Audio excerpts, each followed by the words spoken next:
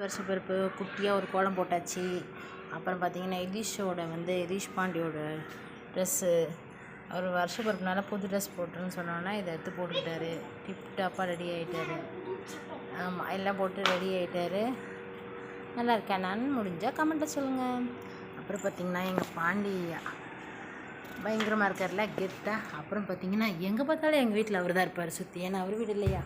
நீங்கள் பார்த்திங்கன்னா எங்கேயும் பாண்டியாக இருப்பாரா. அப்படியே டட்டடைன்னு வந்தால் கனி காணுதல் அப்படி சொல்லுவாங்களே. நைட்டே வச்சாச்சு. காலைல சாமி கும்பிட்டாச்சு. அப்புறம் பார்த்திங்கன்னா பாண்டியா அப்புறம் சிவனப்பா.